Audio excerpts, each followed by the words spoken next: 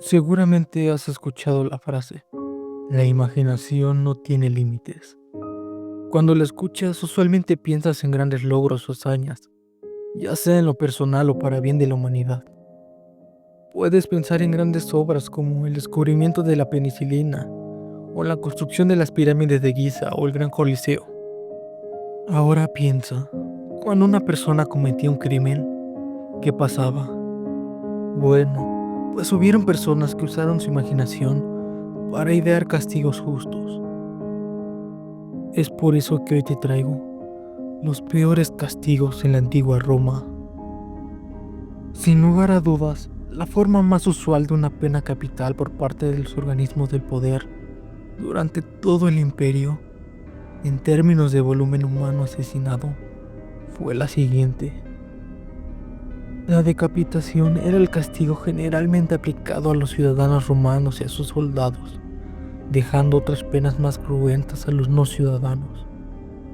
Dentro del panorama de los suplicios máximos, podría considerarse realmente como una muerte afortunada. Tuvo dos formas, con el hacha o la espada. La más extendida fue la decapitación con la espada. Fue la forma de ejecución laica por excelencia y una de las penas más extendidas dentro de la disciplina militar.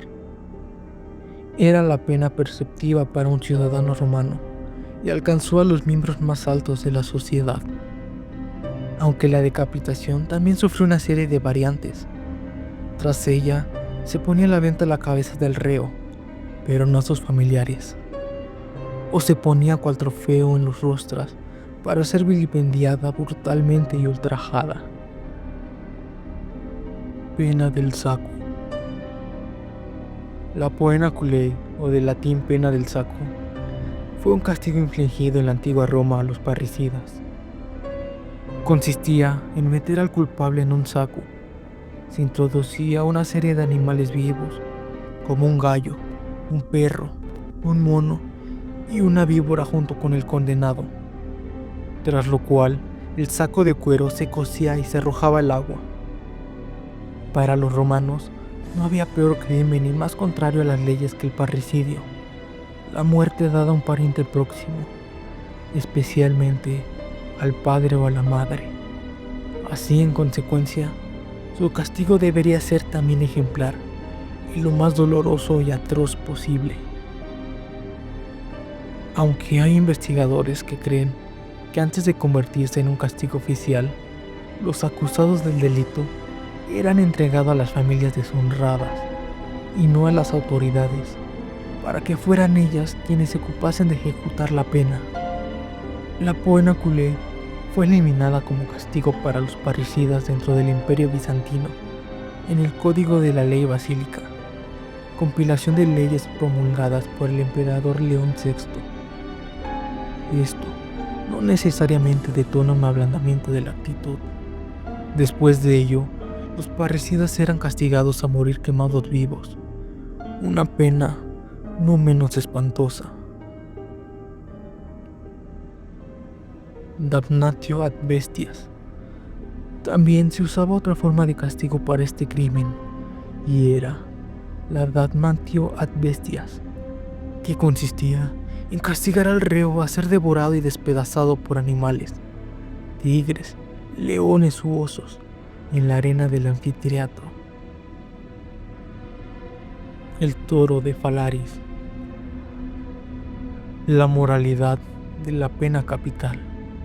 Por un lado, estaban aquellos que sostenían que la sentencia debería cumplirse de forma rápida e indolora, que permitiese al condenado mantener cierta dignidad.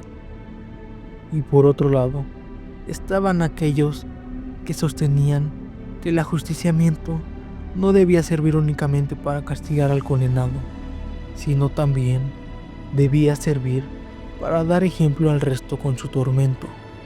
Falaris gobernó en el siglo VI a.C. en la antigua ciudad-estado de Acragante, hoy llamado Agrigento. Sí, es cierto, fue un buen gobernante. Permitió a la ciudad vivir un periodo de bonanza y prosperidad. Pero eso no lo hace una buena persona. En realidad, el tirano era conocido por su extrema crueldad y por su creatividad a la hora de ajusticiar a los condenados. En busca de un nuevo método, contactó a Perilos, un trabajador de bronce que quería un poco de la buena vida. Su propuesta era sencilla, básicamente una estatua de cobre hueca y en forma de toro. En el momento de cumplir la sentencia, se abría un compartimiento en la lateral de la figura, donde se introducía el condenado al interior del toro. Y por último, se encendía una gran hoguera en la parte inferior. El metal se ponía al rojo vivo y terminaba asando vivo a la víctima.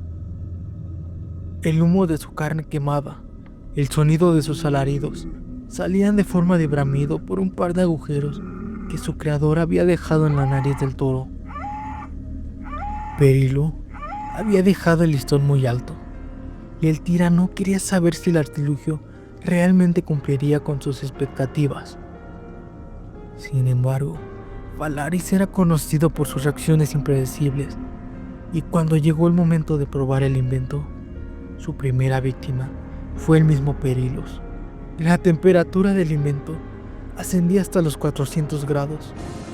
A 65 grados, Perilos apenas podía respirar, y cuando llegó a los 100, murió. Tras esto, llegó un intenso bramido. Parecía el mismísimo infierno.